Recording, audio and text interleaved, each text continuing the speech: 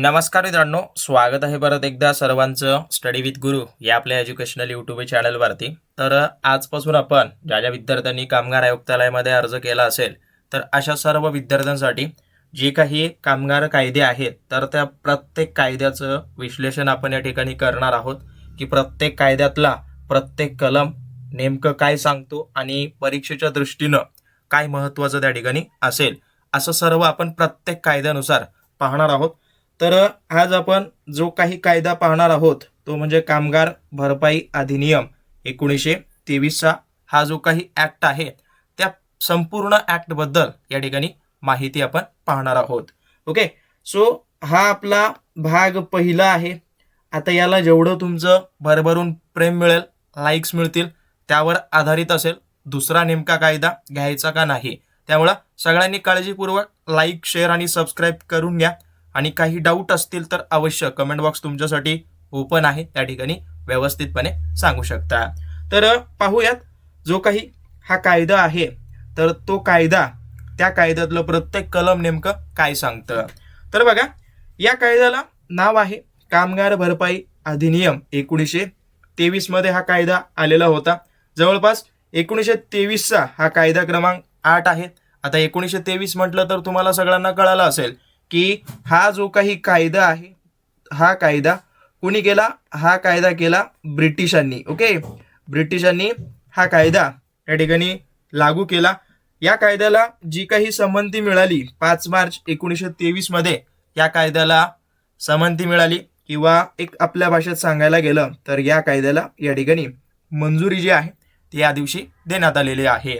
आणि हा जो काही कायदा आहे तो संपूर्ण भारतभर 1 जुलै 1924 मध्ये लागू झालेला आहे. आणि तो पासून किंवा त्या कालावधीपासून ते आजपर्यंत हा कायदा त्या ठिकाणी अस्तित्वात आहे असं आपणास म्हणता येईल.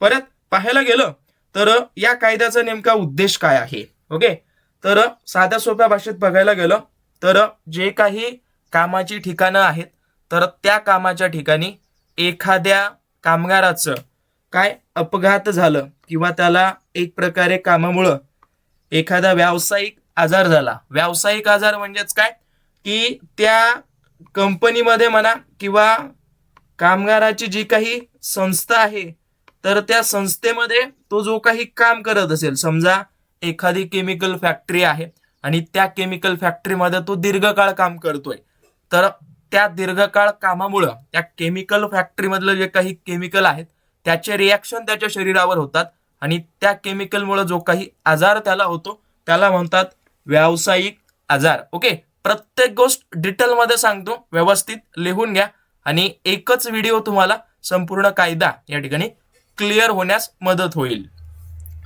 तर व्यावसायिक आजार झाल्यास कामगाराला किंवा त्याच्या कुटुंबियांना आर्थिक भरपाई मिळावी या उद्देशानं हा कायदा त्या ठिकाणी ब्रिटिश गव्हर्नमेंटनं बनवलेला होता आणि तो आत्ताही त्या ठिकाणी लागू आहे. ओके, सो काही पुढं जाण्याऐवजी थोडंसं या कायद्याबद्दल अजून काही माहिती वगैरे पाहून घेऊयात.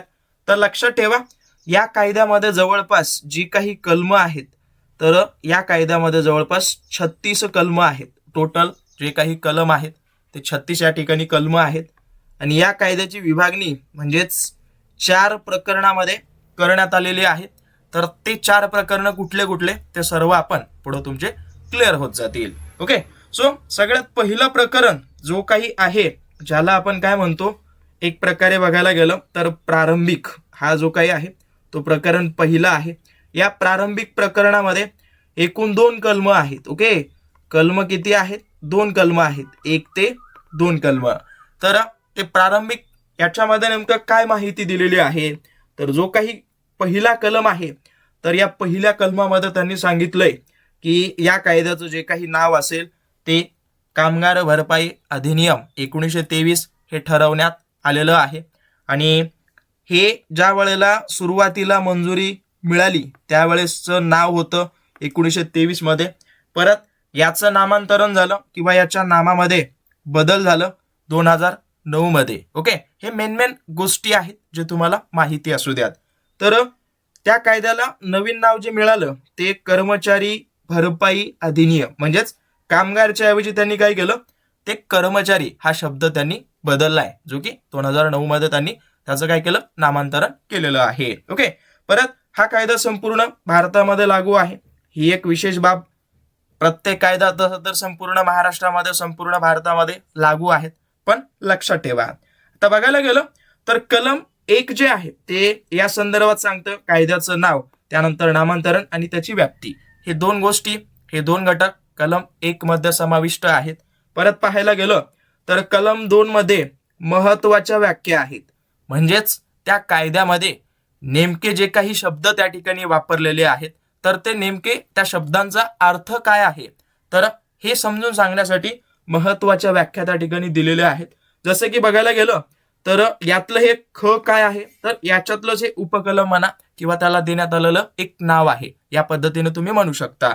तर आयुक्त, आयुक्त याचा अर्थ काय असतो की नियुक्त केलेला जो काही भरपाई अधिकारी. आता याची नियुक्ती वगैरे कोण करतं, तर एक प्रकारे गव्हर्नमेंट तुम्ही म्हणू शकता.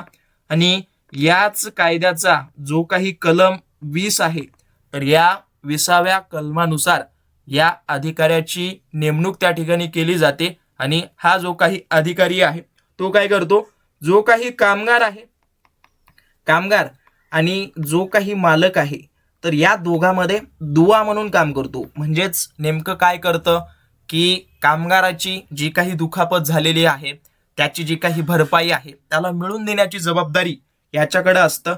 किंवा मालक जर त्या संबंधित कामगाराला जे आहे त्याची भरपाई वगैरे देत नसेल, तर त्या मालकावर आवश्यक असलेली कार्यवाही करण्याचं काम हा त्या ठिकाणी अधिकारी करत असतो. ओके, सो लक्षात ठेवा. परत पाहायला गेलं तर भरपाई, भरपाई म्हणजेच काय, एक पद्धतीनं जे काही कामगाराचं नुकसान झालेलं आहे, तर त्या नुकसानाच्या मोबदल्यात जी काही त्याला रक्कम मिळते त्यालाच भरपाई या नावानं ओळखतात. ओके, परत पुढे त्यांनी दिले अवलंबित व्यक्ती. अवलंबित व्यक्ती याच्यामध्येच तुम्हाला अर्थ त्या ठिकाणी मिळाला असेल. अवलंबित म्हणजेच अवलंबून असलेली व्यक्ती. नेमकी कोणती व्यक्ती, तर जो काही कामगार आहे, ओके, जो काही कामगार आहे, तर त्या कामगाराच्या वेतनावर अंशतः किंवा पूर्णपणे, अंशतः म्हणजेच एक नॉर्मल स्वरूपात, म्हणजे तो काही छोट्या छोट्या गरजांसंदर्भात, किंवा पूर्णपणे म्हणजेच त्याची जी काही नीड आहे त्या व्यक्तीची.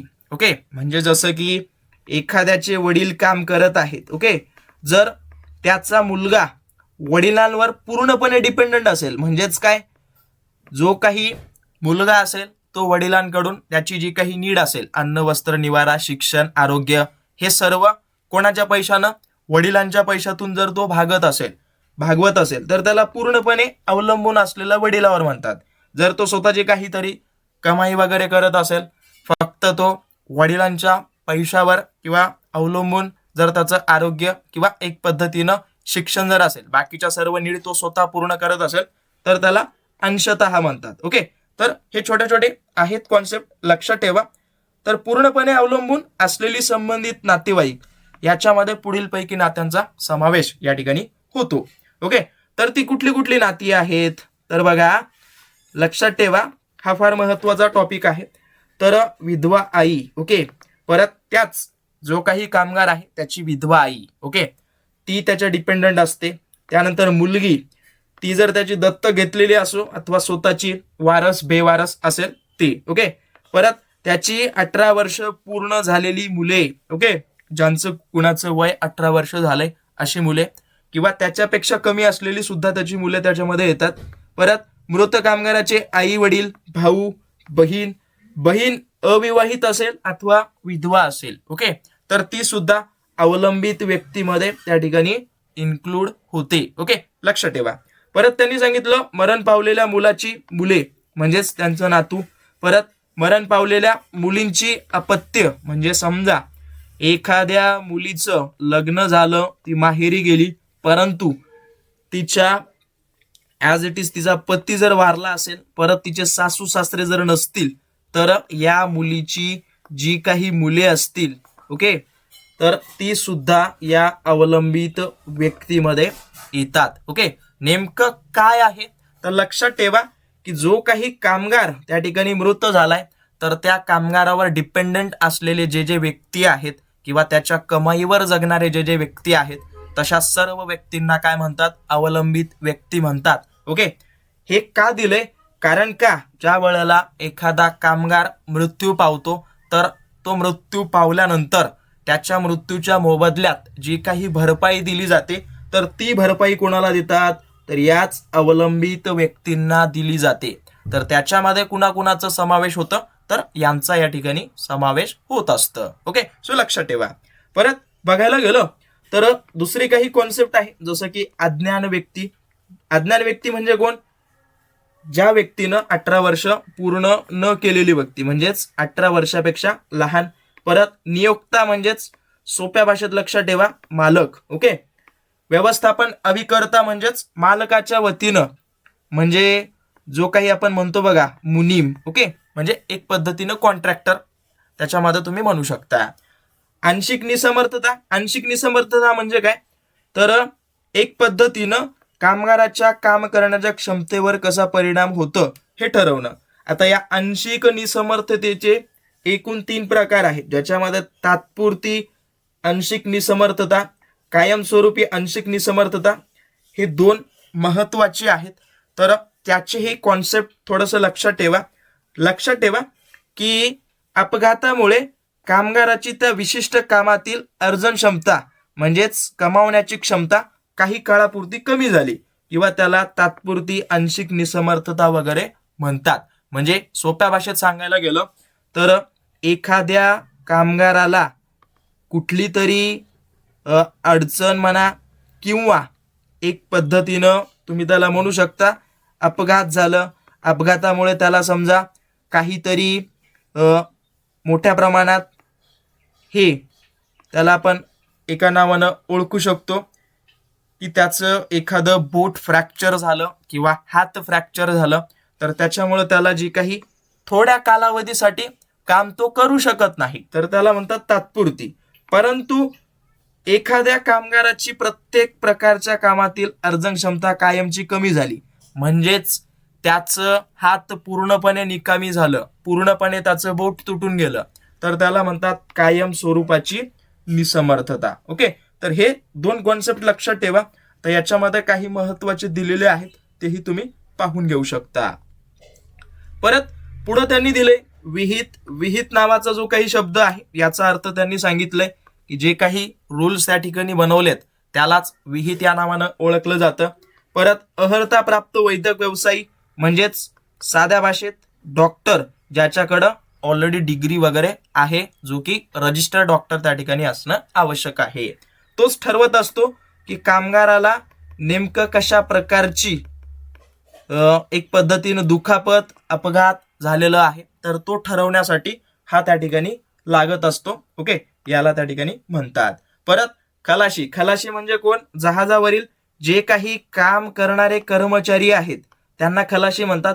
याच्यामध्ये जो नौकाधिपती, नौकाधिपती म्हणजेच काय?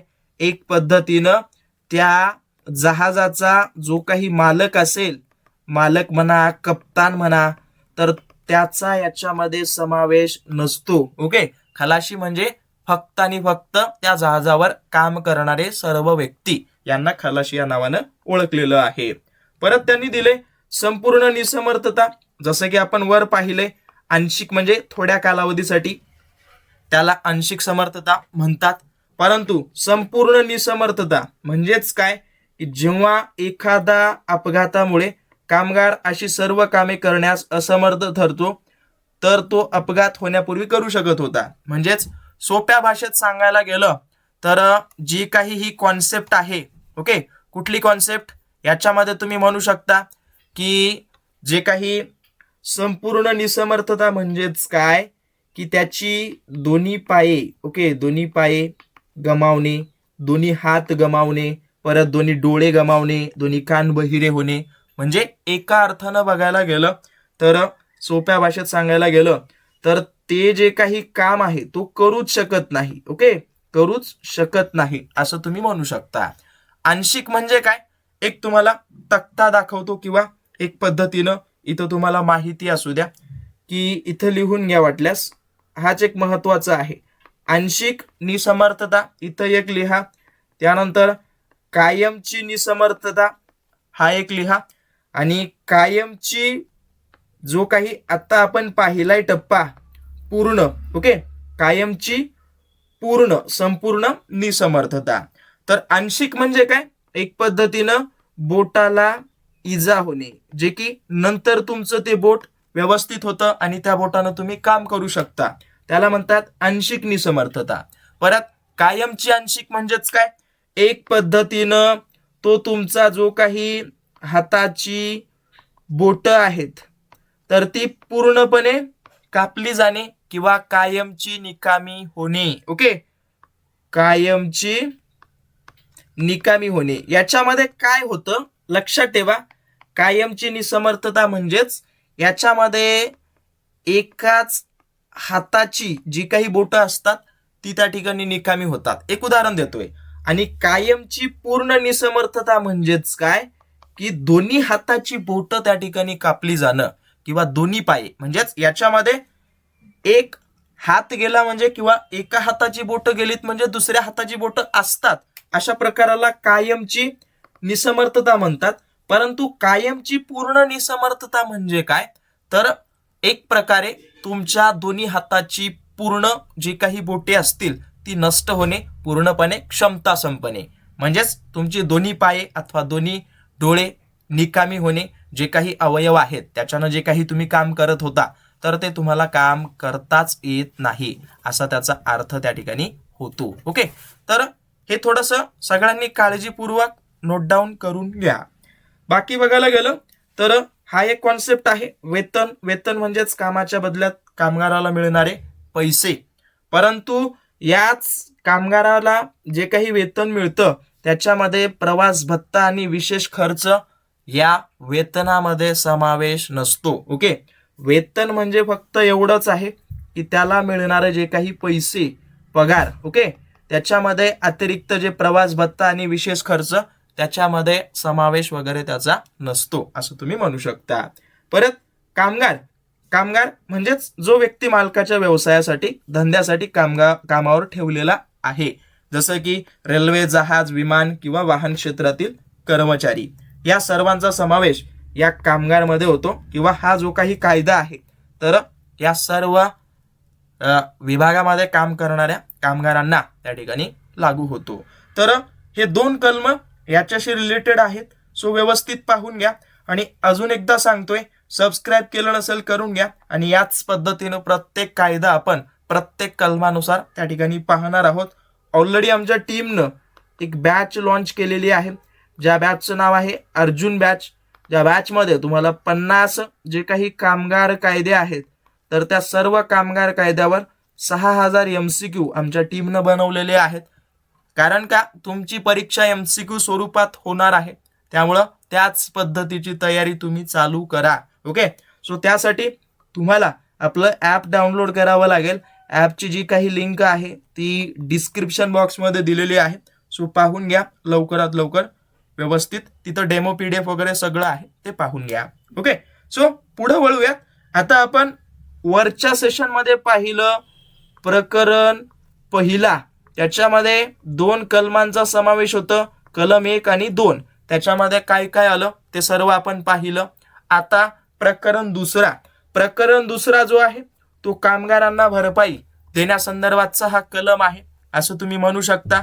आणि या प्रकरण दुसऱ्यामध्ये बघायला गेलं तर जवळपास कलम जो काही आहे तो 3 पासून ते 18 कलमापर्यंत या प्रकरणामध्ये समावेश याच्यामध्ये होतं. ओके, सो सगळ्यात पहिलं जे 3रं कलम आहे तर 3रं कलम नेमकं काय सांगतं किंवा त्याच्यामध्ये नेमकं कुठल्या कुठल्या बाबी समाविष्ट आहेत ते पाहूयात.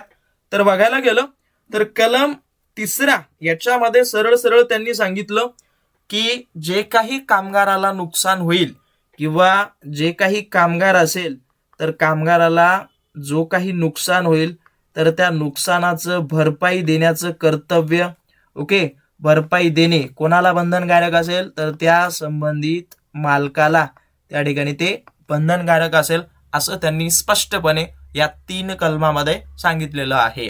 तर त्या 3 कलमामध्ये हे त्यांनी सांगितलं. तर याच 3ऱ्या कलमामधलं जे पहिलं उपकलम आहे तर या पहिल्या उपकलमामध्ये त्यांनी सांगितलं की भरपाई नेमकं कशा पद्धतीत द्यावी लागते किंवा कधी द्यावी लागते. तर लक्षात ठेवा, जर कामगाराला कामाच्या ठिकाणी किंवा कामामुळे अपघात होऊन इजा झाली तर मालक भरपाई देण्यास जबाबदार असतो. ओके, लक्षात ठेवा. आता फक्त कामाच्याच ठिकाणी नसून कामामुळे अपघात होऊन इजा झाली तर, हे बघा, जर समजा कामाचं ठिकाण एक आहे, दुसऱ्या ठिकाणी जर तो जात असेल, तो कशामुळे जातोय? कामासाठी जातोय. म्हणजेच तो एक प्रकारे कामामुळेच तो काय करतोय? प्रवास करतोय. जर समजा याच प्रवासामध्ये त्याचा अपघात झाला तर अशा सिच्युएशन मध्ये सुद्धा मालक जबाबदार असतो. लक्षात ठेवा, हा एक त्यातला प्लस पॉइंट त्या ठिकाणी आहे. ओके, तर हेही थोडंसं लक्षात ठेवा. बाकी बघायला गेलं तर अपवाद म्हणजेच मालक कधी जबाबदार नसतो. जर एखादा कामगार नॉर्मली छोटी इजा असेल, म्हणजेच हा एक महत्वाचा एमसीक्यू तुमच्यासाठी ठरेल की किती दिवसापेक्षा कमी कालावधीत मालक कामगाराला भरपाई देत नाही किंवा देऊ शकत नाही. तर समजा एखाद्या कामगाराला इजा झाली आणि ती इजा जर 3 दिवसापेक्षा कमी काळ टिकणारी असेल तर त्याची जी काही भरपाई असतो तो त्या ठिकाणी देत नसतो किंवा ते मालकाला देण्याची काहीही सक्ती त्या ठिकाणी नाही. ओके, परत दुसरी अशी आहे अट, जर कामगार दारू वगैरे पिऊन अंमली पदार्थाच्या नशेत असून जर काम केला आणि त्याच्यामुळे त्याला काही नुकसान झालं तर तशा स्थितीमध्ये सुद्धा तो काही मालक त्याची भरपाई देऊ शकत नाही किंवा देत नाही. परत मुद्दाम सुरक्षा नियमांचं उल्लंघन केलं असेल, त्यानंतर जर कामगारानं मुद्दाम सुरक्षा साधने जसं की हेल्मेट, ग्लोव्ज वापरण्यास जर तो नकार वगैरे देत असेल किंवा एक पद्धतीनं काढून टाकली असेल, घातलीच नसेल, तर अशा सिच्युएशन मध्ये जर त्याला कुठलंही दुखापत झालं तर त्याचा जबाबदार तो मालक त्या ठिकाणी नसतो, तो स्वतः जबाबदार त्या ठिकाणी असतो. ओके, सो लक्षपूर्वक सगळ्यांना माहिती असू द्या, या चारही सिच्युएशन मध्ये मालक त्या ठिकाणी जबाबदार नसतो असं या कलमामध्ये त्यांनी सांगितलंय. की कुठल्या परिस्थितीत मालक जबाबदार असतो नसतो हे कोणत्या कलमात दिले? कलम 3 मध्ये उपकलम जो पहिला आहे या कलमामध्ये हे सांगण्यात आलेलं आहे. ओके, परत पाहायला गेलं तर जो काही याच कलम 3 मध्ये उपकलम 2 आणि 2 क हा कशा संदर्भात आहे तर हा व्यावसायिक रोग याच्या संदर्भात आहे. व्यावसायिक रोग म्हणजे काय तुम्हाला सांगितलंय की एखाद्या विशिष्ट कामामुळे, समजा ती केमिकलची फॅक्टरी आहे तर केमिकलच्या फॅक्टरीमध्ये जो काही कामगार काम करत असेल आणि त्या केमिकलमुळं त्याला जो काही आजार होतो त्याला व्यावसायिक आजार या नावानं ओळखतात आणि या आजाराची भरपाई देण्याचं काम किंवा जबाबदारी कोणाकडे असतं? ती असते मालकाकडे. ओके, सो लक्षपूर्वक काळजीपूर्वक नोट डाऊन वगैरे करून घ्या, त्याच्यामुळे ते त्याला त्याच्याकडं असतं हेही तुम्ही म्हणू शकता. आता बघा, अजून एक सांगतो, जर समजा कामगार एकापेक्षा जास्त मालकाकडे तशाच प्रकारचं काम करत असेल आणि त्याला जर आजार ज्या कामामुळे झाला तर त्या सर्व मालकांना विभागून भरपाई द्यावी लागते. म्हणजे हा काय सांगतोय की समजा एकच कामगार आहे, हा एकच कामगार हा 2 कंपनीमध्ये सारख्याच लेवलनं किंवा सारख्याच केमिकल फॅक्टरीत काम करत असेल तर त्याला जो काही आजार झाला तर त्या आजाराची जी काही भरपाई असते तर ती दोन्ही मालकांकडून विभागून केली जाते. ओके, समजा त्याला आजार झाला, आजाराचा खर्च 10,000 आला तर आता तो 2 कंपनीमध्ये काम करतो तर यांना 5-5 हजार रुपये या कामगाराला द्यावे लागतात, म्हणजे ते विभागून त्या ठिकाणी देण्यात येतं. ओके, तर हेही थोडंसं लक्षात ठेवा. परत याच 3 कलमातला जो काही उपकलम 3 आहे तो काय सांगतो? नवीन कामाचा समावेश. म्हणजेच काय की सरकारला अधिकार आहे की ते एखाद्या व्यवसायाला धोकादायक म्हणून घोषित करून त्याला कायद्याच्या कक्षेत आणू शकते. सरकारला 3 महिन्यांची नोटीस वगैरे द्यावी लागते. आता बघा, एक पद्धतीनं एखादा व्यवसाय असेल आणि त्या व्यवसायाची चौकशी सरकार करू शकते आणि चौकशी केल्यानंतर तो धोकादायक आहे किंवा नाही हे ठरवण्याचं काम कोणाकडे असतं? सरकारकडं असतं. म्हणजेच तिथं कामगार व्यवस्थितपणे काम करू शकतो का किंवा कामगाराच्या जीवाला कुठलाही धोका नाही असं स्पष्टपणे सांगण्याचे अधिकार या कलमामध्ये सरकारला देण्यात आलेले आहेत. आणि एक पद्धतीनं सरकारला 3 महिन्यांची नोटीस वगैरे द्यावी लागते. ओके, यासाठी सरकारला 3 महिन्याची नोटीस वगैरे द्यावी लागते त्या संबंधित कंपनीला, संबंधित व्यक्तीला, संबंधित मालकाला वगैरे. ओके, परत यातलाच उपकलम 3 काय सांगतो? अटीची पूर्तता. याच्यामध्ये जर आजार किंवा इजा कामाशी संबंधित नसेल तर कुठलीही भरपाई मागणी करता वगैरे येत नाही.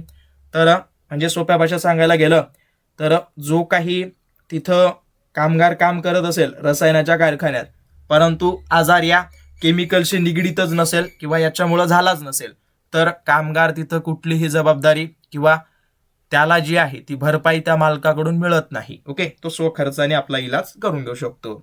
परत याच कलमातलं उपकलम 5 म्हणतं न्यायालयात दावा. याच्या अंतर्गत की बाबा कामगार जो आहे तो भरपाईसाठी थेट दिवाणी न्यायालयात दावा ठोकला असेल. म्हणजेच हा एक महत्वाचा लक्षात ठेवा पॉइंट की तो नेमकं कुठं जातो? तर दिवाणी न्यायालयात. परत त्याला पुन्हा कामगार आयुक्तालयाकडे भरपाई मागण्याचा अधिकार राहत नाही. जर समजा एखादा कामगार स्वतः ॲज इट इज केस केला असेल त्या मालकाविरुद्ध, ओके, की बाबा मला माझ्या आजाराशी निगडीत असलेली भरपाई हवी आहे, कुठं करेल तो अर्ज वगैरे? तर दिवाणी न्यायालयात, सिव्हिल कोर्टामध्ये. आणि हे केल्यानंतर त्याला परत जो काही आयुक्त असेल, जो की आपण पाहिलाय कलम 20 अंतर्गत हा या व्यक्तीची नियुक्ती सरकार करते, तर याच्याकडे तो जाऊ शकत नाही. परत कामगाराला एकाच गोष्टीसाठी एकदाच कम्पेन्सेशन वगैरे मिळू शकतं. ओके, सो लक्षात ठेवा, साधं आणि सोपं आहे. एकतर जो काही कामगार असेल तो सिव्हिल कोर्टमध्ये अपील करू शकतो किंवा कामगार आयुक्ताकडे अपील करू शकतो, दोघांपैकी एकाकडे. ओके, दोन्हीकडे तो करू शकत नाही, हे तुम्ही म्हणू शकता. परत याच्यामध्ये आता बघा, हा कलम 3 जे काही उपकलम 5 आहेत ते सर्व याच्यामध्ये इन्क्लूड केलेत. प्रत्येक उपकलमाची माहिती तुम्हाला इथं मिळाली असेल, सो पाहून घ्या. परत पाहायला गेलं तर जो काही कलम 4 आहे, ओके, कलम 4, तर याच्यामध्ये भरपाईची रक्कम त्या ठिकाणी ठरविण्यात आलेली आहे. म्हणजेच एखाद्या कामगाराला जो काही दुखापत झालेली आहे तर त्याला अनुसरून कशा पद्धतीनं रक्कम मिळते या संदर्भात दिलंय.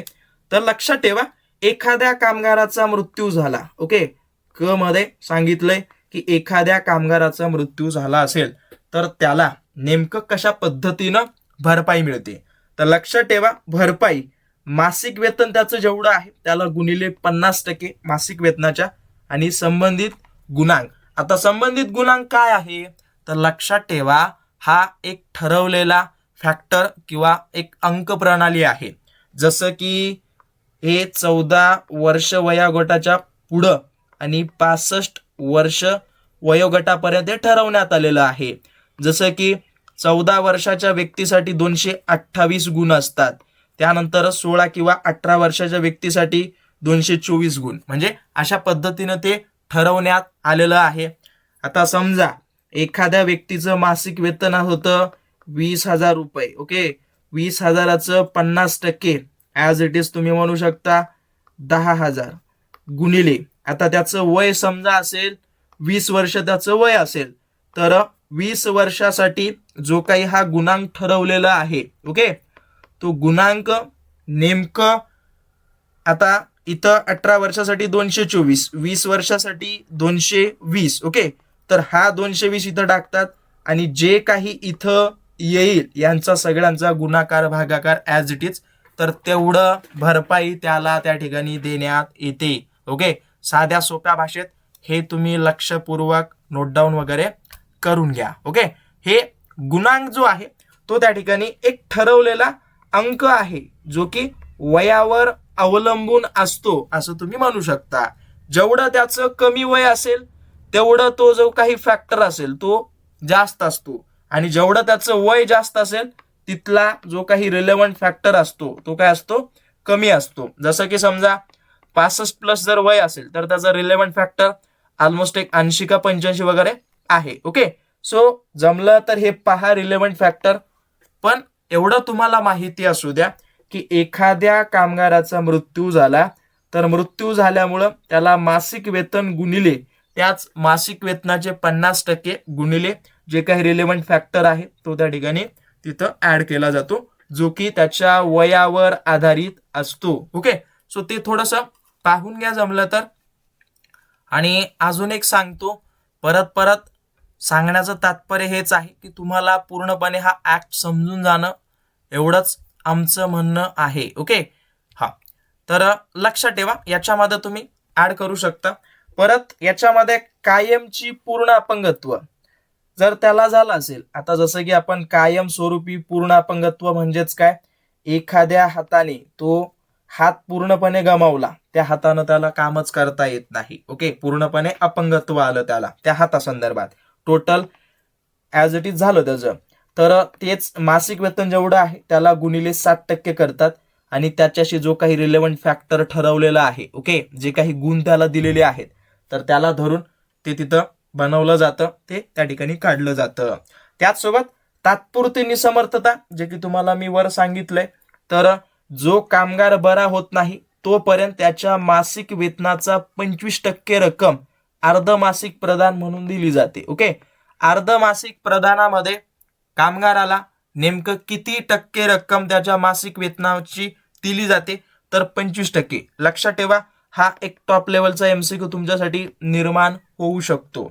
ओके, जर समजा तात्पुरती इजा झाली, समजा त्याचा हात फ्रॅक्चर झाला, ऍज इट इज त्याचा पाय फ्रॅक्चर झाला, तर त्याच्या मासिक वेतनाच्या, समजा त्याला 10,000 पगार असेल महिन्याला, तर त्याचे 25% रक्कम, ओके, 25% किती होतात, एक प्रकारे बघायला गेलं तर किती, 2,500 होतील ना, तर 2,500 त्याला अर्धमासिक प्रदाना म्हणून त्या ठिकाणी दिली जाते. ओके, आता ते तुम्हाला सांगण्याची काही आवश्यकता नाही. आता हे अर्धमासिक देण्याची जी काही प्रक्रिया आहे ती 2 प्रकारे देतात. ओके, लक्षात ठेवा, याच्यामध्ये जे काही अर्धमासिक वेतन असतं तर त्याच्यासाठी विशिष्ट कालावधी ठरवलाय. जर समजा ती इजा 28 दिवसापेक्षा जास्त इजा असेल तर त्याला अपघाताच्या दिवसापासून भरपाई मिळते. म्हणजेच एक लक्षात ठेवा, समजा आज तारीख आहे 2 तारीख आणि 2 तारखेपासून त्याचं जे आहे, म्हणजे 1 फेब्रुवारी महिन्यामध्ये त्याला 2 तारखेला दुखापत झाली आणि इथून 28 दिवस म्हणजेच मार्चच्या 3 तारखेपर्यंत, ओके, 3 तारखेपर्यंत जर ती दुखापत इजा कमी झाली नसेल तर त्याला याच 2 तारखेपासून जे काही भरपाई आहे ती त्याला मिळत असते. कशा सिच्युएशनमध्ये, जर ती इजा 28 दिवसापेक्षा जास्त काळ टिकली तर. ओके, आणि परत बघायला गेलं तर दुसरी अशी कंडिशन आहे, ही दुसरी कंडिशन की 28 दिवसापेक्षा कमी इजा, म्हणजे त्याला 2 फेब्रुवारीला इजा झाली आणि त्याची समजा 26 तारखेला ती पूर्णपणे बरोबर झाली, तर त्याला जे काही कम्पेन्सेशन आहे तर ते कधी देतात, तर आता बघा, इथून 2 तारखेपासून जे पुढच्या महिन्यात मार्चमध्ये 3 तारखेपर्यंत त्याची भरपाई होईल ते सर्व इथं कॅल्क्युलेट केलं जातं. परंतु जर त्याची 28 दिवसापेक्षा जर कमी असेल जो काही झालेला अपघात आहे, तर त्याचा कालावधी फक्त 26 दिवसाचा आहे, 26 दिवसामध्ये पूर्णपणे बरा झाला, तर त्याला हा दुखापत जर 2 तारखेला झाली तर या 2 तारखेपासून पुढची 3 दिवस म्हणजेच 5 तारीख, ओके, तर या 5 तारखेपासून ते 26 तारखेपर्यंतच त्याला कम्पेन्सेशन दिलं जातं. म्हणजेच 3 दिवसाचा त्याला प्रतीक्षा कालावधी त्या ठिकाणी मानला जातो, त्याच्यामध्ये त्या ठिकाणी ऍड केला जातो असं तुम्ही म्हणू शकता. आणि हेही तुम्हाला माहिती त्या ठिकाणी असू द्या. ओके, झालं का क्लिअर?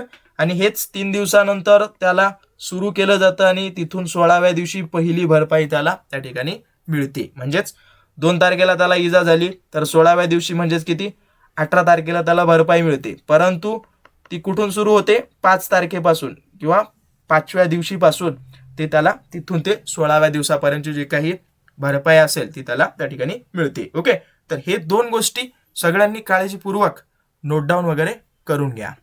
परत बघायला गेलं तर जो काही याच कलमामध्ये जो काही ॲज इट इज खंड क याच्यामध्ये त्यांनी दिले भरपाईची अंतिम रक्कम ठरवताना अपघाताच्या कालावधीत मालकानं कामगाराला आधीच काही भत्ता पगार दिला असेल तर तो भरपाईच्या रकमेतून वजा केला जातो. म्हणजे समजा ऑलरेडी मालकाकडून जर कामगारानं काही ॲडव्हान्स घेतला असेल, एखादं भत्ता एखादं पगार, तर ते त्याच्यामध्ये डिडक्ट केला जातो. परत याच्यामध्ये बघा, याच्यामध्ये भरपाईची जी काही कमाल मर्यादा आहे, म्हणजे जसं की कामगाराला मिळणारी जी काही अर्धमासिक भरपाई त्याच्या अपघातापूर्वीच्या वेतनाच्या अर्ध्या रकमेपेक्षा 50% पेक्षा जास्त असू शकत नाही. आता तर आपण वर बघितलंय की बाबा त्याला 25% त्या ठिकाणी देण्यात येते. ओके, त्याच्यापेक्षा जर जास्त असेल तर, परंतु 50% पेक्षा जास्त त्या ठिकाणी नसते. ओके, त्याच्यापेक्षा कमीच असतं असं या कलमामध्ये त्यांनी दिलंय. परत याच कलमाचा उपकलम 3 काय सांगतो की जर भरपाई देण्यापूर्वीच कामगार बरा झाला, ओके, निसमर्थता संपली, तर जेवढे दिवस तो कामावर नव्हता तेवढ्याच दिवसांची प्रमाणशीर रक्कम त्याला दिली जाते. जसं की तुम्हाला मी वर सांगितले, 2 तारखेपासून त्यानं जर आजारी पडला किंवा त्याला निसमर्थता आली, ती 16 दिवस टिकली, तर तिथपर्यंतच तो त्या ठिकाणी जबाबदार असतो किंवा मालक तिथपर्यंतच त्याचं जे आहे खर्च वगैरे तो त्या ठिकाणी करत असतो. ओके, तर हेही त्याच्यामध्ये आहे. अंत्यसंस्काराचा खर्च उपकलम 4 मध्ये सांगितले की अपघातामुळे कामगाराचा जर मृत्यू झाला तर त्या मालकाने त्याच्या अंत्यसंस्कारासाठी किती 1000 रुपये त्या ठिकाणी देणं आवश्यक असतं असं त्यांनी सांगितलेलं आहे. ओके, हेही थोडंसं बाब सगळ्यांनी काळजीपूर्वक त्याच्यामध्ये ऍड करा. ओके, परत सांगतोय, महत्वाचे जे गोष्टी आहेत ते तुम्हाला माहिती त्या ठिकाणी असू द्या. ओके, 1000 रुपये हा एक की पॉइंट आहे. परत कलम 4 काय सांगतो, किंवा याच कलमातला 4 सांगतो की एखाद्या कामगाराला इजा झाली आणि त्याला जो काही भरपाई देण्यात येणारा दंड आहे, तर म्हणजेच जो काही भरपाई देण्यात येणारी रक्कम आहे, तर तिला जर उशीर झाला, विलंब झाला मालकाकडून, तर त्याला दंड कशा पद्धतीनं आकारलं जातं हे या कलमात सांगितलेलं आहे. सो पहा, याच्यामध्ये त्यांनी दिलंय की उपकलम 1 आणि 2 याच्यामध्ये त्यांनी सांगितले की भरपाई देय झाल्यापासून 1 महिन्याच्या आत ती कामगाराला मिळाली पाहिजे. जर मालकाला मान्य असेल त्याला भरपाई द्यायची आहे तर तो एक भाग प्रमाणित आधीच देऊ शकतो. म्हणजेच समजा एखाद्या कामगाराला अपघात झाला आणि त्याला अपघात झाल्यापासून, ओके, भरपाई देय झाल्यापासून 1 महिन्याच्या आत, म्हणजे समजा एखाद्या कामगाराचा अपघात झाला, त्याला कामगार आयुक्तानं सांगितलं मालकाला की त्याला 10,000 रुपये भरपाई म्हणून तुम्ही द्या, परंतु समजा हे आयुक्तानं सांगितलं 1 तारखेला, ओके, आणि 1 महिना उलटून गेला, तोपर्यंत हे 10,000 मालकानं त्याला दिले नाहीत, तर याच 10,000ला दंड लावण्याचं काम कोण करतं, तो आयुक्त त्या ठिकाणी करतं. जसं की 1 महिन्याच्या आत त्याला जर पैसे दिले नाहीत, ओके, तर मालकाला मूळ रकमेवर 12% प्रतिवर्ष दरानं त्याला व्याज त्या पैशावर आकारलं जातं. ओके, जे काही असतील ते. परत दंड त्याला जर विलंब होण्यामागत मालकाकडे कुठलंही कारण वगैरे नसेल तर मूळ रकमेच्या 50% पर्यंत दंड सुद्धा लावू शकतात. ओके, समजा मालकाकडं कुठलंही कारण नाही, तो जाणून बुजून जर लेट करत असेल तर त्याला 50% दंड त्या रकमेचा द्यावा लागतं. म्हणजेच 10,000 हे तर झालेच, परत त्याच्यामध्ये 50% 10,000चे म्हणजेच 5,000, म्हणजे त्याला टोटल नंतर 15,000 द्यावे लागतात जर मालकाकडं कुठलं कारण नसेल तर. ओके, तर हे छोटे छोटे कॉन्सेप्ट आहेत, सो लक्षात ठेवा. परत याच्यामध्ये आहेत आणि याच्यामध्ये नियम हेच, दंड लावण्यापूर्वी मालकाला त्याचं म्हणणं वगैरे मांडू शकतं, तो म्हणजे की बाबा कशामुळं झालं, का झालं, त्याच्या मागचं काय कारण आहे, तो त्या ठिकाणी मांडू शकतो, असं या कलमामध्ये त्यांनी दिलंय. ओके, परत हाच जो काही 4 कलम आहे त्यातलाच उपकलम 3 क काय म्हणतो, तर एक पद्धतीनं दंड म्हणून वसूल केलेली रक्कम राज्य सरकारकडे जमा केली जाते, तर व्याज मात्र थेट कामगाराला किंवा वारसांना त्या ठिकाणी मिळतं. ओके, लक्षात ठेवा, साधी सोपी व्याख्या आहे. याच्यामध्ये हा एक की पॉइंट आहे की जी काही दंड म्हणून वसूल केलेली रक्कम असते ती कोणाकडे, राज्य सरकारकडे, आणि व्याज मात्र कोणाकडे मिळतो, कामगाराला किंवा त्याच्या वारसांना त्या ठिकाणी मिळत असतं, हे त्या ठिकाणी दिलेलं आहे. ओके, हा, हे बघा, अजून एक तुम्हाला की कॉन्सेप्ट सांगतो की एखादा मालक आहे, ओके, तर एखादी त्याला भरपाई लागू झाली, तर हा जो मालक असतो ना, तर जो काही दंड असेल तो कोणाकडे जमा करतो? सरळ कामगाराला देत नाही. लक्षात ठेवा, कामगाराला न देता तो काय करतो? एकतर आयुक्ताकडे जमा करतो अथवा राज्य सरकारकडे जमा करतं. लक्षात ठेवा, हे थोडंसं काळजीपूर्वक नोट डाऊन करून घ्या. सरळ तो कामगाराला त्या ठिकाणी देत नाही. ओके, हा. तर या पद्धतीनं ते आहे याच्यामध्ये. बाकी 5वं कलम नेमकं काय सांगतं? तर 5व्या कलमामध्ये त्यांनी दिलंय की मासिक वेतन कसं मोजायचं किंवा मासिक वेतन कसं ठरवायचं हे या कलमामध्ये दिलंय. सरळ सरळ सांगितलं की खंड क, खंड ग आणि खंड ग या 3 कलमामध्ये, उपकलमामध्ये त्यांनी सांगितलं की कामगार अपघाताच्या आधी 12 महिने किंवा त्याहून अधिक काळ मालकाकडे काम करत असेल तर त्याच्या शेवटच्या 12 महिन्याच्या पगाराची सरासरी वगैरे काढली जाते. म्हणजे कसं, पगार थोडं थोडं वाढत जातं ना, हा, तर त्याच्यामुळं ऍक्च्युअल मध्ये पगार नेमकं कसा काढायचा या संदर्भात ही तरतूद आहे. जसं की तुम्हाला एक अदर कॉन्सेप्ट बघायला गेलं तर 1 वर्ष कंटिन्यू तो जर काम करत असेल तर 12 महिन्याची जी काही पगार आहे ती इथं वर लिहिली जाते, त्याला डिवायडेड 12 करतात आणि सरासरी ऍक्च्युअल कॉस्ट काय येते, सरासरी कसं काढतात तुम्हाला माहिती आहे, त्या पद्धतीने हे काढून ते ठरवलं जातं. परत जर कामगार 1 महिन्यापेक्षा कमी काळ काम करत असेल तर त्याच्याच सारख्या पदावर काम करणाऱ्या इतर कामगाराचा पगार पाहून सरासरी वगैरे ठरवली जाते. तर हेही त्याच्यामध्ये ऍड करा. आणि बाकी इतर सर्व प्रकरणामध्ये कामगाराने केलेल्या एकूण दिवसाच्या कामाचं वगैरे, म्हणजे समजा 1 महिन्यापेक्षा कमी काळ किंवा जर समजा एक 15 दिवस 20 दिवस जर तो काम करत असेल तर तशा सिच्युएशनमध्ये एकूण पगार त्याला किती आहे भागिले कामाचे दिवस गुणिले 30 या पद्धतीने ते मासिक वेतन त्या ठिकाणी काढलं जातं. ओके, तर हे सर्व काही त्याच्यामध्ये इन्क्लूड होतं. काळजीपूर्वक सगळ्यांनी नोट डाऊन वगैरे करून घ्या. याच्यामध्ये हेच MCQ साठी येऊ शकतं की 12 महिन्यासाठी, परत 1 महिन्यासाठी कशा पद्धतीनं पगार वगैरे काढला जातो, काढला जाऊ शकतो. ओके, तर हे सर्व याच्यामध्ये इन्क्लूड होतं. परत पुढं त्यांनी दिले कलम 6. कलम 6 काय आहे? पुनर्विलोकन संदर्भात आहे. पुनर्विलोकन म्हणजेच काय?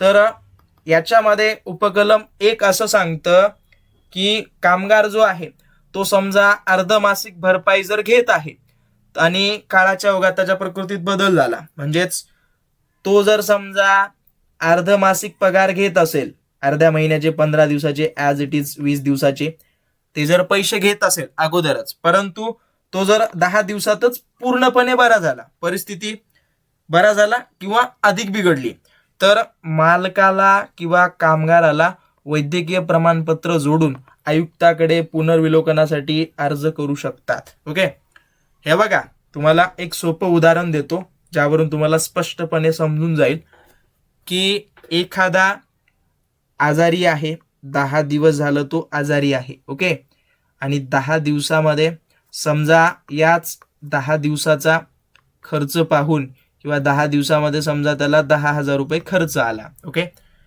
हे त्याचं एक बाजू झाली कुणाची? कामगाराची. आणि हेच पाहून जर समजा मालकानं त्याला 10,000 ऑलरेडी दिलेत की 10 दिवसामध्ये 10,000 याच्यावर खर्च झाला, म्हणून तो पुढं अजून जर 10 दिवस आजारी राहू शकतो असं मालकाला वाटलं, त्याच्यामुळं त्यानं काय केलं, त्याला 10,000 रुपये अगोदरच दिले. ओके, परंतु तो 10 दिवस जास्त न टिकता समजा तो इथून 10च्या पुढून फक्त 5 दिवस आजारी राहिला आणि तो पूर्णपणे बरा झाला, तर हे 10,000 दिलंय म्हणून हा जो काही मालक असेल तो काय करतो? आयुक्ताकडे अर्ज देऊ शकतो की बाबा मी याला रक्कम आगाऊ दिली, ती माझी वापस करावी या पद्धतीनं. किंवा त्याच परिस्थितीमध्ये एखादा कामगार आहे, कामगार समजा त्याची अधिक परिस्थिती बिघडली. ओके, म्हणजेच अगोदर त्याला 10,000 खर्च आला आणि त्याची परिस्थिती अजून बिघडली, तर पुढे त्याला 20,000 जर खर्च येत असेल, येणार असेल, तर याच्या संदर्भात सुद्धा तो काय वैद्यकीय प्रमाणपत्र जोडून कोणाकडे? आयुक्ताकडे त्या ठिकाणी देऊ शकतं की बाबा मला माझा खर्च त्या ठिकाणी वाढतो, त्याच्यामुळे मला जास्तीचं त्या ठिकाणी देण्यात यावं. या पद्धतीनं ते आहे याच्यामध्ये पुनर्विलोकन म्हणजे यालाच. परत याच्यामध्ये आयुक्तांना हे अधिकार वगैरे आहेत की रक्कम वाढवू शकतात, कमी करू शकतात, तशीच ठेवू शकतात किंवा कायमस्वरूपी रकमेत रूपांतरित वगैरे करू शकतात. हे सर्व अधिकार कुणाला देण्यात आले? आयुक्तांना. आयुक्तांची नेमणूक ऑलरेडी सांगितले, कलम 20 नेमणूक करण्यात आलेला हा अधिकारी असतो. ओके. परत कलम 7 मध्ये काय दिले? कलम 7 जो असतो तो काय सांगतो? एक पद्धतीनं अर्धमासिक प्रदानांचं सारांशीकरण. याच्यामध्ये तुम्ही म्हणू शकता की जर एखादी भरपाई 6 महिन्यापेक्षा जास्त काळ चालू असेल तर दोन्ही पक्षांच्या संमतीनं आयुक्ताच्या निर्णयानं भविष्यातील सर्व हप्ते एकत्र करून एक रकमी दिली जाऊ शकते. ओके. वारंवार हप्ते देण्याचा त्रास कमी होतो.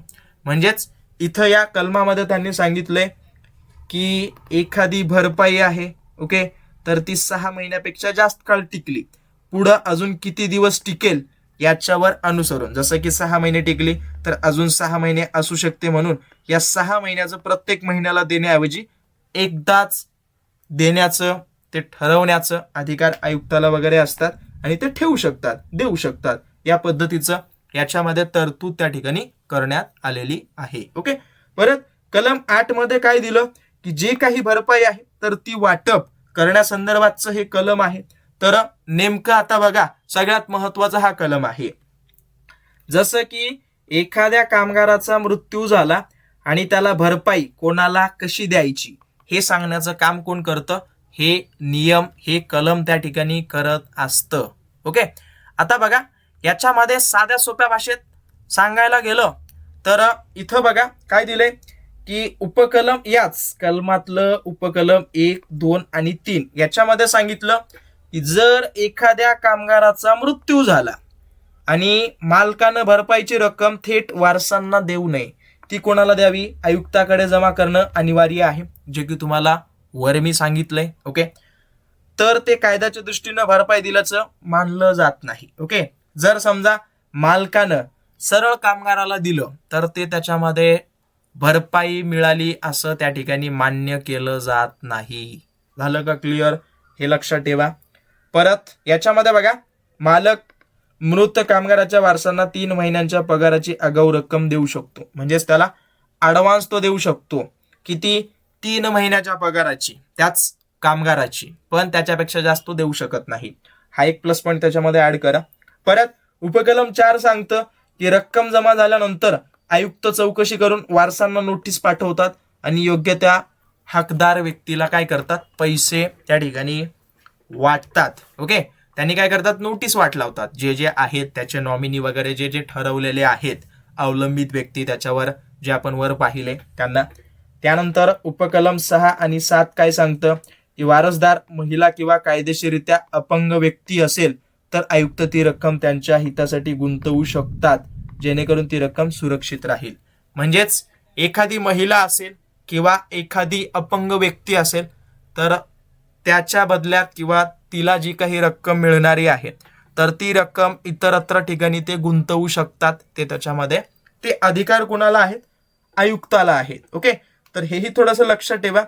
आणि परत 8 आणि 9 कलम काय सांगतो की एक पद्धतीनं बघायला गेलं, वारसानं समजा आई वडिलांना दुर्लक्ष केलं, परिस्थिती बदलली, तर आयुक्त आधी दिलेल्या वाटपाच्या आदेशात बदल करू शकतात. म्हणजेच जो काही त्यांनी आदेश काढलेला होता, जी काही रक्कम ठरवलेली होती, तर ते जर समजा काही चेंजेस वगैरे झाले, नात्यामध्ये बिघाड आलं, तर ते त्याचा जो काही हक्क असलेली रक्कम आहे त्याच्यामध्ये तो चेंजेस वगैरे करू शकतं. ते हक्क कुणाला? आयुक्ताला आहेत.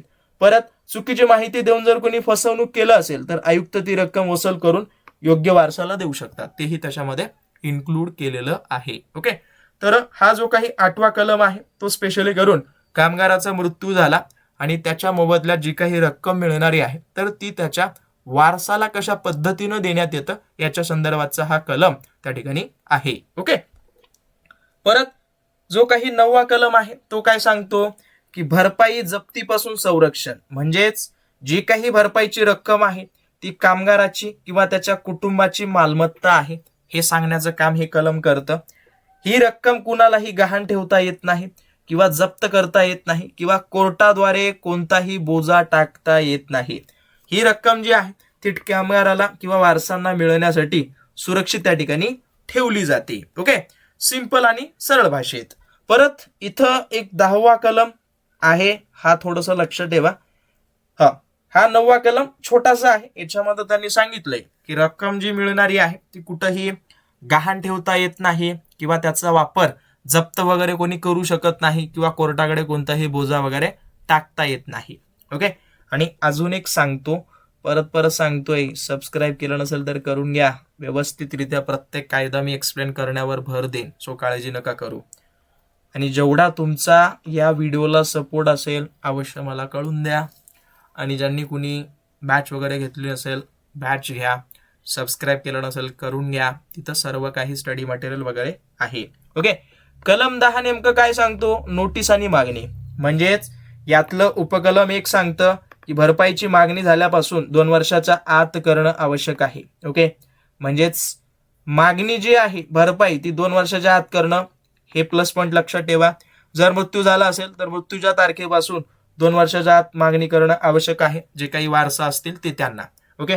परत याच्यामध्ये पाहायला गेलं नोटिशीमध्ये कामगाराचं नाव, पत्ता, इजेचं कारण, अपघात झाल्याची तारीख असणं अनिवार्य आहे. हे काही बाबी आहेत. उपकलम 3 प्रमाणे मालकाने आपल्या कार्यक्षेत्रात एक नोटीस पुस्तक ठेवलं पाहिजे. ओके. नोटीस पुस्तक जिथं कामगार इजेची नोंद करू शकतील. म्हणजे एखाद्या कामगाराला कुठली कुठली दुखापत झाली आहे ते त्यामध्ये नोंद करण्यासाठी हे नोटीस पुस्तक त्या ठिकाणी ठेवण्याचं अनिवार्य बंधन कोणाला आहे? मालकाला. कुठल्या कलमाअंतर्गत? 10वा कलम उपकलम 3 नुसार. ओके. परत उपकलम 4 असं सांगतं की नोटीस ही मालकाच्या पत्त्यावर कामाच्या ठिकाणी नोंदणीकृत पत्राने पाठवणं गरजेचं आहे. म्हणजे तुम्ही असं काय फोन करून सांगू शकत नाही किंवा त्याला असं सरळ सरळ बोलून सांगू शकत नाही. सरळ त्याला सोप्या भाषेत रजिस्टर्ड पोस्टानं पाठवणं आवश्यक आहे. म्हणजे तुमच्याकडे कुठला तरी रेकॉर्ड असतो की या कालावधीत मला दुखापत झालेली होती, मी मालकाला पत्र केलाय पण त्यानं भरपाई दिलेली नाहीये. अशा पद्धतीने ते तुम्हाला इन फ्युचरमध्ये कामाला त्या ठिकाणी पडू शकतं कामगाराच्या. ओके. तर हेही त्याच्यामध्ये ऍड करू शकता. बाकी यातलाच 10वा क नावाचा एक कलम आहे किंवा त्याला 10वा ए सुद्धा म्हणतात. या कलमामध्ये त्यांनी दिले की मृत्यूची माहिती देण्याबाबतची नोटीस या संदर्भात तरतुदी आहेत. जसं की इथं पाहू शकता की एखाद्या कामगाराचा मृत्यू अपघातामुळे झाला असेल तर आयुक्त मालकाला नोटीस पाठवून 30 दिवसाच्या आत मृत्यूच्या परिस्थितीचा अहवाल मागू शकतात की नेमकं मृत्यू कशा पद्धतीनं झालाय, त्याच्या मागचं कारण काय होतं. तर हे किती दिवसाच्या? 30 दिवसाच्या आत. हे बाबी लक्षात ठेवा. परत उपकलम 2 ते 4 काय सांगतं की मालकाचं मत असं आहे की तो भरपाई देण्यास जबाबदार आहे आणि तर जो रक्कम जमा करेल, आणि जर तो जबाबदार नसल्याचं मानत असेल तर त्याला तशी कारणे द्यावी लागतात. त्यानंतर आयुक्त स्वतः चौकशी करून वारसांना कळू शकतो. हे बघा, एक पद्धतीनं सोप्या भाषेत सांगायला गेलं तर मालक जर त्याची जबाबदारी घेत असेल की हा बाबा माझ्या कामामुळं तो अपघातात मृत्यू पावला, त्याला दुखापत झाली आणि मी माझी भरपाई देतो, परंतु जर मालक त्या ठिकाणी जर म्हणत असेल माझी जबाबदारी नाहीये किंवा माझं कारण नव्हतं आणि त्यानं जर जे काही सांगितलेलं कारण आहे मालक जर व्यवस्थित सांगत असेल, मालकाची काही त्याच्यामध्ये चूक नसेल आणि तो भरपाई देण्यास नकार देत असेल आणि ते जर बरोबर वाटत असेल कुणाला? आयुक्ताला, तर तो स्वतः चौकशी करतो आणि ते जर बरोबर निघालं, मालकाकडे जर काही जबाबदारी नसेल किंवा मालकाकडून भरपाई येणार नसेल तर तो त्या वारसांना त्या ठिकाणी कळू शकतो. ओके. तेही त्याच्यामध्ये तुम्ही ऍड करू शकता. तर हे या कलमामध्ये समाविष्ट आहेत. परत याच्यामधलाच एक अजून एक कलम आहे 10 ख किंवा 10 बी. याच्यामध्ये काय असतं की अपघाताचा अहवाल. ओके. अपघाताचा अहवाल संदर्भात हा एक आहे की नेमकं काय असतं. तर याच्यामध्ये उपकलम 7 मध्ये त्यांनी सांगितलंय की मालकाच्या ठिकाणी काम करताना एखाद्याचा मृत्यू झाला किंवा गंभीर शारीरिक इजा झाली तर मालकानं 7 दिवसाच्या आत आयुक्ताकडे लेखी अहवाल पाठवणं बंधनकारक आहे. ओके. तर इथं हे 7 दिवस लक्षात ठेवा. परत आता इथं काही गंभीर शारीरिक इजा म्हणजे काय, तर हेही दिलंय की ज्या इजेमुळे शरीराचा एखादा अवयव कायमचा निकामी होतो, दृष्टी, श्रवण शक्ती कायमची जाते. ओके. हाड मोडते किंवा कामगार 20 दिवसापेक्षा जास्त काळ कामावर उपस्थित राहू शकत नाही, अशा इजेला काय म्हणतात? गंभीर शारीरिक इजा या नावानं त्या इजेला ओळखलं जातं. आणि याच गंभीर इजेची तरतूद झालेली असेल तर ते 7 दिवसाच्या आत आयुक्ताकडे लेखी वगैरे देणं. ओके, आता बघा एक पद्धतीनं लक्षात ठेवा, जर त्याचा मृत्यू झाला तर तशा सिच्युएशन मध्ये 7 दिवसाच्या आत आयुक्ताकडे लेखी करतं. परंतु गंभीर शारीरिक इजा झाली, जसं की तुम्ही म्हणू शकता त्याची कायमची दृष्टी गेली, श्रवण शक्ती गेली म्हणजे तो बहिरा झाला, किंवा त्याचं हाड मोडलं, तर अशाही सिच्युएशन मध्ये, या 3 सिच्युएशन मध्ये सुद्धा त्याला 7 दिवसाच्या आत लेखी अहवाल वगैरे सादर करावा लागतो. परंतु त्याला इजा झाली आणि तो 20 दिवसापेक्षा जास्त काळ जर कामावर उपस्थित राहू शकत नसेल तर 20 दिवसाच्या नंतर 21व्या दिवशी ओके हेच तरतूद किंवा हेच अहवाल आयुक्ताकडे देण्याचं काम हे करत असतं, जर 20 दिवसापेक्षा जास्त जर कामावर आला नसेल तर अशा सिच्युएशन मध्ये. ओके, हे एक लक्षात ठेवा. आणि बाकी या कलमामध्ये सुधारणा करण्याचं काम राज्य सरकाराकडे आहे, म्हणजे जे काही आपलं महाराष्ट्राचं विधानसभा ओके परत विधान परिषद म्हणजे त्या त्या राज्याच्या संसदेकडं किंवा विधिमंडळाकडं आहे असं तुम्ही म्हणू शकता. परत याच्यामध्ये त्यांनी दिलंय की ज्या कारखान्याचा किंवा ज्या कारखान्यांना, हे बघा, हा जर ऍक्ट त्या ठिकाणी लागू असेल तर त्यांना हा कलम लागू होणार नाही. कुठला कलम? हा वाला 10ख, याच्यामध्ये ज्या काही तरतुदी दिलेल्या आहेत त्या कुठल्याही तरतुदी त्याच्यामध्ये लागू होणार नाहीत असं तुम्ही म्हणू शकता. ओके, तर हा 10वा कलम या संदर्भात सांगतो. परत 11वा कलम नेमकं काय सांगतं या संदर्भात पाहूयात. वैद्यकीय तपासणी संदर्भात आहे की नेमकं उपकलम 1 नुसार जे काही कामगाराला अपघाताची नोटीस दिली की, म्हणजेच एखादा कामगार मालकाला सांगतोय की मला या संदर्भात इजा झालेली आहे, अपघात झालेला आहे, तर त्या कामगाराला मोफत तपासणीसाठी त्या ठिकाणी कोण बोलू शकतो? हाच जो काही मालक असेल तो त्याला मोफत तपासणी करू शकतो. म्हणजेच समजा त्यानं नोटीस दिली तर नोटीस दिल्यापासून नोटीस नंतर 3 दिवसाच्या आत ही ऑफर त्याला दिली जाते की बाबा तुझं मी मोफतपणे इलाज करून देतो, त्याची जी काही रक्कम असेल ती मी स्वतः भरून घेतो, या पद्धतीने ते आहे. परत उपकलम 2 काय सांगतं की विनाकारण तपासणी करून घेण्यास नकार वगैरे दिला. समजा त्याला इजा झाली परंतु तो तपासणी करून घेण्यास नकार दिला आणि तपासणीत समजा अडथळा आणला तर त्याची जी काही भरपाई असेल तर ती त्याला मिळत नाही. ओके, भरपाई त्याला मिळत नाही. कधीपर्यंत? जर तो तपासणी व्यवस्थित जोपर्यंत करून घेत नाही, जोपर्यंत त्याच्यावर इलाज व्यवस्थित करत नाही तोपर्यंत त्याला त्या ठिकाणी मिळत नाही त्याची भरपाई. हे याच्यामध्ये आहे. परत उपकलम 3 सांगतं की कामगाराच्या कामाच्या ठिकाणाहून जिथं तपासणी होणार आहे विना परवाना सोडून निघून गेला, म्हणजे तपासणी करता करता तो जर अर्धवट सोडून निघून गेला तर त्या कामगाराला कुठलीही भरपाई मिळत नाही किंवा त्याला हक्क त्या ठिकाणी देण्यात येणार नाही, असंही त्याच्यामध्ये इन्क्लूड आहे. 4था उपकलम जो आहे तो सांगतो की तपासणी टाळल्यामुळं त्याला भरपाई वगैरे मिळत नाही, हक्क त्याचे स्थगित असतात. आणि समजा त्याच्यामुळं त्याचं जर दुर्दैवी मृत्यू झाला ओके तर याच्यावर निर्णय कोण घेतं? आयुक्त घेत असतं. ओके, हेही लक्षात ठेवा. एखादा कामगार आहे, त्याला दुखापत झाली, त्याला दाखवून घेण्याची ऑफर सुद्धा मालकानं दिली पण तो दाखवून घेतलेला नसेल आणि त्याच दुखापतीमुळं जर त्याचा मृत्यू झाला तर तशा सिच्युएशन मध्ये आयुक्त निर्णय घेतो, त्याच पद्धतीने जे भरपाई देणार का नाही किंवा सहसा तरी देऊच शकत नाही किंवा त्याची जबाबदारी मालकाकडे नसते असं तुम्ही म्हणू शकता. ओके, परत उपकलम 5 मध्ये काय दिलं की भरपाई स्थगिती असते, स्थगिती संदर्भात वर दिले किंवा भरपाई दिली जाणार नाही तर जे काही भरपाई मिळण्यासाठी ठराविक प्रतीक्षा कालावधी असेल. ओके, आता हे थोडंसं पाहून घ्या. तर त्याच काळात स्थगिती सुरू झाली असेल तर तो प्रतीक्षा कालावधी स्थगिती कालावधी वाढवला जाऊ शकतो. म्हणजे एखाद्या कालावधीमध्ये जर समजा त्याला रक्कम मिळणार होती, त्याच कालावधीत रक्कम समजा स्थगिती आली, समजा त्याला 10 तारखेला मिळणार होती तर त्याच रकमेमध्ये काहीतरी प्रॉब्लेम आली, ती थांबली आणि ती जेवढे दिवस थांबली तर तेवढेच पुढं दिवसामध्ये ती मिळणं आवश्यक असतं, ते तुम्ही म्हणू शकता.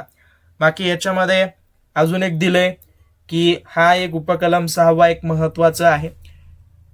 लक्षात ठेवा, एखादा मालक त्याला मोफत उपचाराची सोय उपलब्ध करून दिले पण ते कामगार उपचार वगैरे घेण्यास नकार दिला किंवा डॉक्टरच्या सल्ल्याकडे दुर्लक्ष केलं आणि त्याच्यामुळे जर समजा त्याला दुखापत अधिकच गंभीर झाली तर त्याला अतिरिक्त भरपाई त्या ठिकाणी मिळणार नाही. म्हणजे एक प्रकारे मालकाची सुरक्षा या कलमामध्ये त्यांनी केलेली आहे असं तुम्ही म्हणू शकता. बाकी 12वा कलम संविदा करणे किंवा संविदा करणे, ज्याला कॉन्ट्रॅक्टिंग आपण म्हणतो. म्हणजेच एखादा मालक आपले काम कंत्राटदाराकडून करून घेतो तेव्हा कामगाराच्या सुरक्षेची जबाबदारी कशा पद्धतीनं ठरवते किंवा कोणाकडे असते या संदर्भात हे आहे. समजा एखाद्या मालकानं कंत्राटदाराकडे काम सोपवलं असेल आणि त्याच सिच्युएशनमध्ये कामगार समजा अपघात झाला तर तो मुख्य मालकालाच कामगाराला भरपाई देण्यासाठी जबाबदार असेल. म्हणजेच तिथं कॉन्ट्रॅक्टदार जबाबदार नसतो. ओके, जबाबदार तो नसतो. कोण जबाबदार असतं? हा मालकच त्या ठिकाणी जबाबदार असतो. लक्षात ठेवा, हा एक महत्वाचं आहे. आणि कामगार जर थेट कंत्राटदाराकडे कामावर असला तरी कायद्याच्या नजरेत मुख्य मालकाचीच त्या ठिकाणी जबाबदारी असते की भरपाई रक्कम कंत्राटदाराकडे कामगाराला मिळणाऱ्या वेतनानुसार ठरवली वगैरे जाईल. या पद्धतीने ते आहे याच्यामध्ये. परत काही दिले हानी रक्षण, जर मुख्य मालकाने कामगाराला भरपाई दिली असेल आणि तर तो रक्कम कंत्राटदाराकडे वसूल करू शकतो. त्या दोघांमध्ये काही वाद झाल्यास आयुक्त निर्णय वगैरे घेतात. याच्या संदर्भात ते दिलेलं आहे. परत याच्यामध्ये अजून काही सांगितलं, हे कलम कामगाराला कंत्राटदाराकडून थेट भरपाई मागण्यापासून रोखत नाही किंवा म्हणजेच कामगार जे आहे ते कंत्राटदाराकडे सुद्धा मागणी करू शकतो. असं नाहीये मालकच देईल. मालक जर देत नसेल तर ते कंत्राटदाराकडून सुद्धा तो वसूल करू शकतो किंवा तो मागणी करू शकतो. ओके, हेही त्याच्यामध्ये इन्क्लूड केलेलं आहे. परत उपकलम 4 हे सांगतं की एखाद्या अपघातामध्ये जो काही मालक आहे तो कार्यक्षेत्राच्या बाहेर घडला असेल तर हे कलम लागू होत नाही. म्हणजेच लक्षात ठेवा, मालकाचं काम एका नगरमध्ये आहे. ओके, अहिल्यानगर म्हणा, आणि तोच कामगार दुसऱ्या नगरमध्ये काम करत आहे, छत्रपती संभाजीनगरमध्ये. समजा जर इथं दुखापत झाली तर हा जो पहिला मालक आहे तो या दुसऱ्या ठिकाणच्या दुखापतीला जबाबदार वगैरे नसतो. या पद्धतीनं दिलंय ते त्याच्यामध्ये ऍड करू शकता. परत 13वा कलम काय म्हणतो की तिसऱ्या व्यक्तीकडून नुकसान भरपाई मिळवणे. म्हणजेच एक पद्धतीनं अपघात मालकामुळेच नाही तर एखाद्या बाहेरच्या व्यक्तीमुळे ज्या वेळेला अपघात होतो तर तिसऱ्या व्यक्तीकडून भरपाई त्या ठिकाणी कशा पद्धतीने मिळवली जाते. म्हणजे सोप्या भाषेत सांगायला गेलं तर एखाद्या कामगाराचा अपघात झाला, त्यासाठी मालक जबाबदार नसून तिसरी व्यक्ती जबाबदार असेल तर मालक सुरुवातीला आपल्या कामगाराला भरपाई देतो. म्हणजेच समजा ओके, रस्त्यावरील अपघात, दुसऱ्या गाडीची चूक असणे, एखाद्या ठिकाणी काम करत आहे आणि समजा तो ड्रायव्हर आहे. एक साधं उदाहरण देतो, तर त्या ड्रायव्हर स्वतः गाडी वगैरे चालवत आहे, एखाद्या मालकासाठी तो काम करत आहे. तर तशा सिच्युएशन मध्ये दुसऱ्या ड्रायव्हरनं या मालकाच्या गाडीला ठोकलं, ओके, किंवा एक पद्धतीनं अपघात केला, तर तो काय करतो, या ड्रायव्हरला जे काही दुखापत झाली तो मालक देतो स्वतः, परंतु हा मालक काय करतो, तेच वसूल करण्याचं काम तो दुसऱ्या ड्रायव्हर कडून करतो. म्हणजेच एक पद्धतीनं तिसऱ्या व्यक्तीकडून ही भरपाई त्या ठिकाणी करून घेतली जाते. ओके, परत 14वा कलम, जर मालक दिवाळखोर झाला तर काय. लक्षात ठेवा, एक पद्धतीनं सांगायला गेलं, दिवाळखोर म्हणजेच काय, आर्थिकदृष्ट्या दिवाळखोर म्हणजे तो भिकारी झाला. मालक जो आहे तो भिकारी झाला, दिवाळखोर झाला किंवा कंपनी बंद पडली, तर अशा सिच्युएशन मध्ये कामगाराची भरपाई कोण करतं किंवा कशा पद्धतीनं केली जाते या संदर्भात या कलमामध्ये दिलंय. तर बघा, जर मालकाने कामगाराचा विमा उतरवला असेल, मालक दिवाळखोर झाला, तर विमा कंपनीला कामगाराला भरपाई द्यावी लागते. म्हणजेच कुणाकडे गेली ही जबाबदारी, ही जबाबदारी गेली विमा कंपनीकडं. ओके, विमा कंपनीकडं. विमा कंपनी सरळ कामगाराला त्या ठिकाणी देत असते. परत विम्यातून मिळणारी जी काही रक्कम आहे ती जर कमी पडत असेल तर उरलेली रक्कम मिळवण्यासाठी दिवाळखोरीच्या कायदेशीर प्रक्रियेत दावा वगैरे करू शकतं. कोण करू शकतं, कामगार त्या ठिकाणी करू शकतं. हे बघा, विमा कंपनी जर कामगाराला समजा 10,000 देत असेल, परंतु त्याला ऍक्च्युअल जी रक्कम मिळणार असेल ती 20,000 असेल, तर अशा सिच्युएशन मध्ये जे त्याचे उरलेले 10,000 असतात तर ते 10,000 मिळवण्यासाठी परत तो कायदेशीर प्रक्रियेत ओके दावा करू शकतो. ओके, एक पद्धतीनं कामगाराला भरपाई कायदेशीर प्रक्रियेत वगैरे दिवाळखोरीच्या म्हणजे तो आयुक्ताकडे मागणी वगैरे करू शकतो, तेही तुम्ही त्याच्यामध्ये ऍड करू शकता. बाकी सर्व काही दिलेलं आहे, पाहून घ्या. आणि याच्यामध्ये आजच्याला इथंच थांबूयात. बाकीची जी काही कलमं आहेत किंवा हा 14वा कलम पाहून घ्या आणि कसा वाटला हा व्हिडिओ नक्की कमेंट करा. याच पद्धतीनं प्रत्येक लेक्चर मी घेण्यावर भर देईन, सो काळजी नका करू. जेवढं होईल तेवढं याला जास्तीत जास्त लाईक करा, शेअर करा, तुमच्या मित्रमैत्रिणींसोबत सबस्क्राईब वगैरे करून ठेवा आणि काही डाऊट असेल अवश्य मला कळून द्या. ओके, बाकी धन्यवाद. भेटूयात पुढच्या लेक्चरमध्ये. जेवढे तुमचे जास्त लाईक्स असतील, जेवढे तुमचे जास्त कमेंट्स असतील त्यावर आधारित ठरेल की पुढचा भाग अपलोड करायचा का नाही. ओके, धन्यवाद.